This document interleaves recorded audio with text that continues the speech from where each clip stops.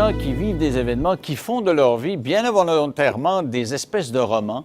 C'est le cas de Marie-Lise de la Bonté et de sa nièce Julie Côté qui ont vécu un drame dans le Sud, en République dominicaine, alors que le conjoint de Mme la Bonté a été assassiné littéralement la veille de Noël. Et c'est devenu une espèce de roman. Et il est écrit comme un roman, ce livre-là, qui décrit une situation qui a été vécue par des personnes de chair et d'os et qui nous raconte comment ces émotions-là, comment ces événements-là ont entraîné un tas d'émotions. C'est extrêmement intéressant. C'est aux Éditions de l'Homme. Ça s'appelle Derrière le rideau. Avec nous, Marie-Lise de la Bonté et Julie Côté. Bonsoir à vous deux. Bonsoir.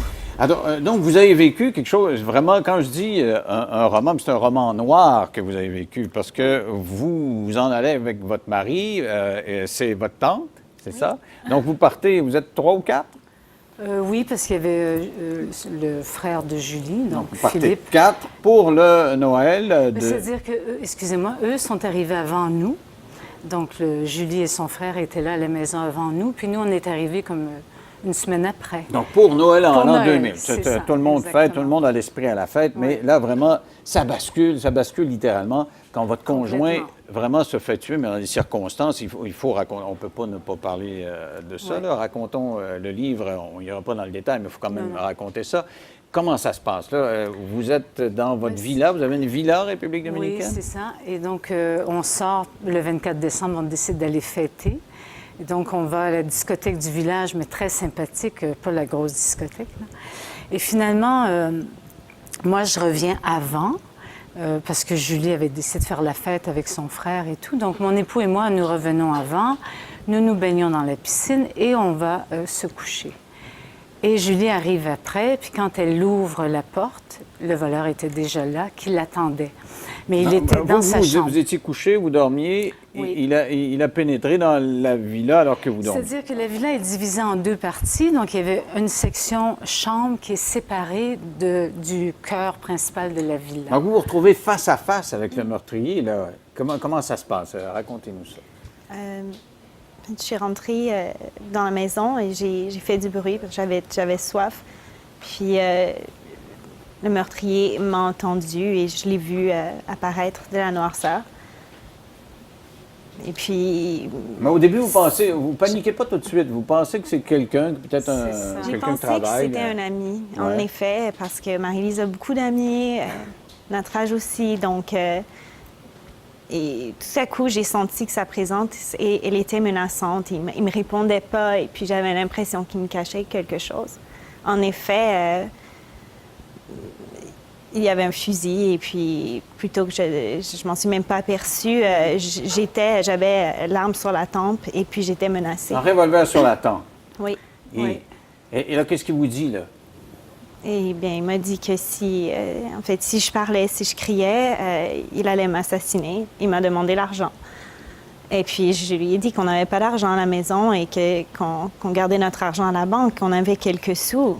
Dans ma tête, moi, je me suis dit, on va lui donner ce qu'on a, il va voir qu'on n'a rien. Donc, je me disais de rester calme, puis de rester calme, en fait, oui. OK. Mais il ne s'est pas contenté de ça, là. Il vous a amené vers la chambre. Hein? Vous avez entendu du bruit ou quoi? Moi, j'ai rien entendu parce que je dormais. Et, sauf que dans un demi-sommeil, j'ai entendu comme la voix de Julie qui appelait. Mais je me suis dit, bon, peut-être qu'elle a oublié sa clé ou quelque chose comme ça. Mais non, elle appelait à l'aide. Mais moi, c'était bizarre. C'est comme je suis retombée dans le sommeil. Et c'est mon mari qui s'est levé. Habituellement, jamais il se lève. C'est toujours moi qui est comme plus alerte. Et là, c'est lui qui se lève. Donc, lui se lève, je sens le mouvement qui se lève dans le lit. Et je me dis, ah bon, il va aller répondre à Julie. La prochaine chose, c'est un coup de feu. Comment ça se passe avant le coup de feu? Là? Vous le voyez sortir, là, son mari, et ça se passe comment? Pourquoi il tire? Ça s'est passé vraiment vite. En fait, j'ai appelé... je ne savais pas comment appeler parce que je ne voulais pas ni les affoler, ni affoler l'assassin, en fait. Je me disais, ça peut rester calme. Et puis, bon, quand Robert a ouvert la porte, tout de suite, ils se sont regardés. Ça a duré je sais pas, 4 secondes, même pas. J'ai senti une stupéfaction de la part des deux. Les deux étaient surpris. Les deux étaient surpris, Oui. mais c'est normal. Parce qu'on comprend Je plus disais- tard dans le livre que s'ils étaient surpris, c'est que votre mari le connaissait, le gars. Oui, c'est ça. Ça, c'est incroyable aussi comme histoire. Mais lui, Alors- est-ce qu'il savait qu'il faisait éruption chez quelqu'un qu'il connaissait? Non. Non, Ni je le crois voleur, pas. ni le volé C'est savaient ce que- que exactement. C'est ce qu'on a cru déduire, parce que comme il avait certainement étudié le terrain avant, il a vu Julie avec son frère. Donc, son frère ne ressemble pas du tout à mon mari. Donc, mon neveu est très différent. Alors, lui, il pensait que le frère était l'amant ou le mari. Alors, il pensait jamais se retrouver. Enfin, c'est ce que on a cru déduire. Donc, vous vous levez, vous réveillez, mais Alors, le gars ne moi- se sauve pas nécessairement. Vous entendez Non. les coups de feu, vous vous réveillez, vous C'est êtes ça. paniqué. Il vous laisse aller, là, parce qu'il est comme paniqué. Et ce qu'on comprend, vous trouvez refuge oui. toutes les deux derrière des rideaux, ou je sais pas C'est quoi. ça. Mais c'est-à-dire que s'il le laissait aller, c'est parce qu'il a enlevé le fusil de la tempe et il a tiré sur mon mari. Et mon mari s'est poussé et elle a pu rentrer à l'intérieur de la chambre. Mais moi, j'ignorais ça. Là. Moi, j'ai été réveillée par un coup de feu et le cri de Julie, il a été entendu partout, hein, tous les voisins. Alors, ce cri-là, moi, ça m'a fait sortir du lit. Et là, j'ai entendu un autre coup de feu. Et entre mon lit et la section du bureau, il y avait un rideau. Et vous épais. êtes caché derrière le rideau. Un rideau de lin rouge. Et jamais il a pensé tasser le rideau. Non, mais il rentrait, il ressortait. Parce qu'il était en état Et de là- panique, il ne savait plus quoi Oui. faire. Il ne savait plus, Oui. est-ce que je me Il- sauve, est-ce que je Ex- reviens? Alors, il sortait, il se Oui. présentait dans l'embrasure de la porte, hop, il revenait, puis Oh, il mais il repartait. venait très près du rideau parce qu'il cherchait Julie, comme elle avait été témoin. OK, OK. Il cherchait Puis Julie. vous ne le trouvez pas parce que vous étiez où dans la chambre? Je me suis cachée sous un bureau. Vraiment, en fait, Un espace. notre âge est tombé et moi, je suis entrée par l'ouverture que lui a créée en tombant. Puis dans le noir, j'ai reconnu le bureau, je me suis glissée en dessous. Oui, C'est- parce qu'il il faisait noir. Oui, il faisait noir. Par contre, c'était la pleine lune, il y avait des rayons de la lune qui rentraient. Parce que vous savez, c'est des persiennes. Alors, et moi, derrière le rideau, c'était effrayant parce que mon mari, j'entendais sa voix qui se plaignait, qui appelait à l'aide, qui disait aidez-moi, aidez-moi. Et moi, j'avais comme une partie de moi qui avait envie d'y aller et l'autre partie de moi qui disait, j'entendais une voix qui disait préserve la vie, préserve la vie. Et on sent ce déchirement-là dans le livre. On sent, là, C'est des fois, effrayant. vous dites, OK, il est mort, je bouge pas, ça me donne rien de prendre un risque parce qu'il est mort. À un moment donné, vous dites, non, il faut que j'y aille, il faut que j'y aille. Tout d'un coup, il n'est pas mort. C'est ça. Et là, vous avez ce déchirement qui dure une éternité, là. L'homme est là derrière qui rentre, qui sort. Et moi, je pense aussi qu'il a tué Julie parce qu'il a tiré un autre coup de feu. Puis à un moment donné, je décode que c'est un signe de pouvoir en République dominicaine. Quand on tire un deuxième coup, c'est attention, je suis dangereux. OK, OK. Et ça s'est passé, je sais pas, au niveau du temps, c'était comme ça finalement. Et le gars, Mais- finalement, prend sa panique, il la canalise, puis il sort. Bien, c'est qu'il a entendu les 3 coups de feu des gardiens du projet, qui, eux, c'est un autre code. Parce que Ils ont c'est une répondu- espèce de hameau, là. Il y a un tas de Oui, villas tout c'est- autour. C'est ça. Oui, c'est comme un complexe. En principe, c'est protégé, hôtelier. c'est ça? Oui, oui, OK. c'est ça. C'est protéger une entrée, mais pas là où OK. on était. Donc, c'est les gardiens qui s'en venaient, puis là, il a dit, il faut que je Ils m'en ont aille. répondu par 3 coups de feu. Et ça, c'est un signe, nous sommes plus puissants que toi. Ah, ils se parlent Ils étaient des 3. coups de feu, là. Oui, bien, c'est un peu cow-boy, hein? C'est un pays du tiers-monde. Si vous voulez, il faut faire une pause et au retour, vous allez nous D'accord. parler de ce que ça a entraîné. Quand je parlais d'une vie qui bascule, là, et c'est vraiment, ça bascule pendant des années, mais aussi pendant des heures. Oui. En quelques heures, en quelques jours, votre vie a complètement changé. On en Totalement. parle en 3 minutes. Oui. Avec moi, Marie-Lise Labonté, qui a écrit en collaboration avec sa nièce Julie Côté, Derrière le rideau aux éditions de l'Homme, et ça relate vraiment c'est un pan de vie qui a fait basculer leurs deux vies. Donc, l'assassin s'enfuit, et quand je dis que tout bascule, là, vous vous retrouvez avec des policiers, et Oui. c'est vraiment... expliquez-moi Eh, comment oui. vous vivez ça à ce moment-là. Ben, c'est que finalement, il s'est passé quand même 1h30 avant que la police arrive, parce que nous, on est allé à une clinique il fallait amener le corps de mon mari. Est-ce qu'il était décédé au moment où le gars est Oui, sorti? parce que quand moi, je me suis approchée de lui, il vivait une hémorragie interne. Donc déjà, il ne parlait plus, il était complètement parti dans son hémorragie interne. Et Julie était sous le choc comme moi, évidemment. Et donc, les gens sont arrivés pour nous aider. On l'a amené à la clinique, mais moi, je savais qu'il était mort. Je le savais. Mais en même temps, une partie de moi qui ne croyait pas qu'il était mort. Hein? Donc, j'ai demandé même une radio pour voir le trajet de la balle. Mais quand on dit que ça se bouscule, c'est Oui, que là-bas, c'est que là- il fait chaud et Oui. on vous dit, il fait chaud, on n'a pas de cercueil parce que c'est un grand. Exactement, tout à fait. On est plus grand que dans le sud, semble-t-il, à fait. et il n'y a pas de cercueil à son envergure, de son c'est envergure. ça. Et il n'y a pas de, la morgue n'a pas de frigo qui fonctionne. Exactement. Et on dit, il faut l'enterrer tout de suite. Oui, il faut l'enterrer parce que c'est un peu la loi là-bas. On ne peut pas garder un mort plus que tant d'heures. Donc, dès le lendemain. Oui, non. Ben, c'est-à-dire, oui, la nuit du 24, on est tombé dans le 25. Donc, il est enterré, non, le 24. Excusez-moi, je suis un peu confondue. OK, le Mais 24, au matin. Oui, donc il est mort le 24 à 1h20 du matin. Il est enterré à 4h de l'après-midi. 4 heures l'après-midi. Alors ça, c'est une horreur, tout ça, hein, parce que c'est comme... en plus, nous, il y avait la police qui était après Julie, parce que c'était le seul témoin.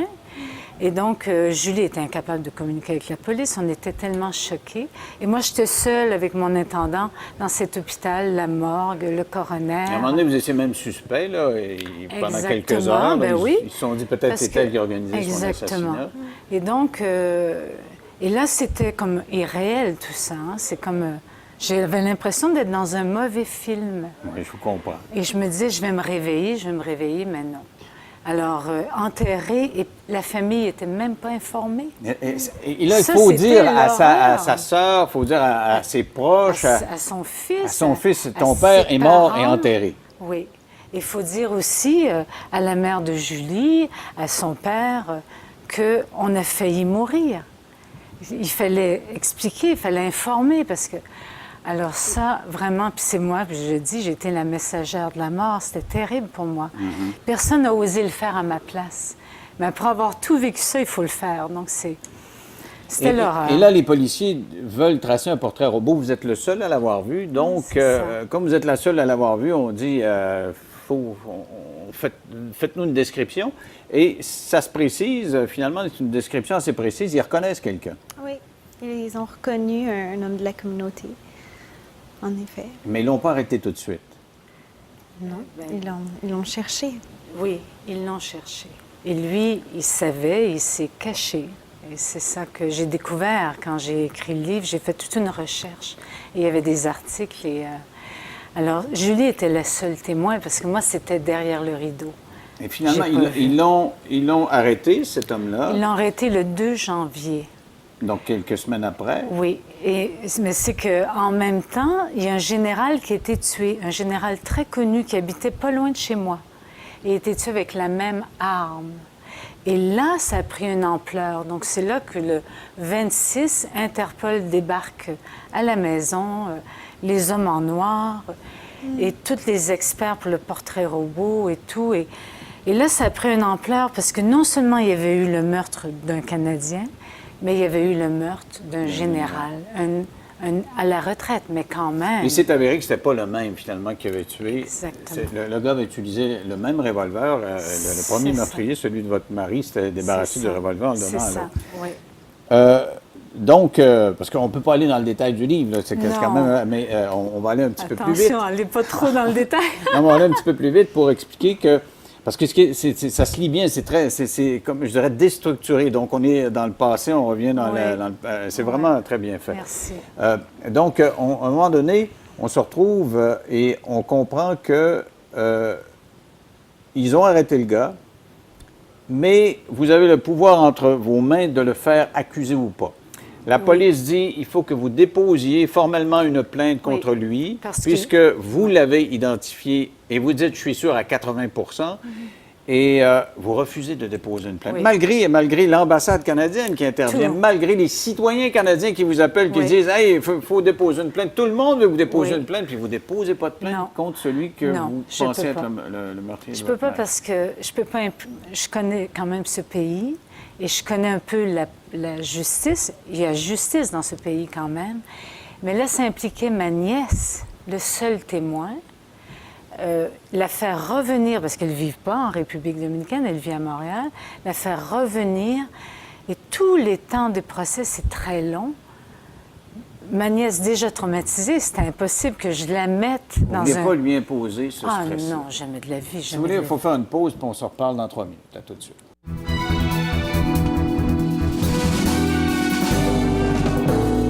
Avec moi, Marie-Lise Labonté et sa nièce Julie Côté qui ont vécu des événements dramatiques en République dominicaine. N'empêche qu'il y a un tas de soubresauts qu'on peut lire dans le livre, mais en bout de course, l'assassin n'a jamais été accusé.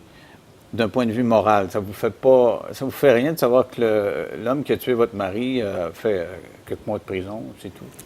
Mais moi, j'ai vraiment... J'ai pas d'animosité envers cet Non. homme. Non.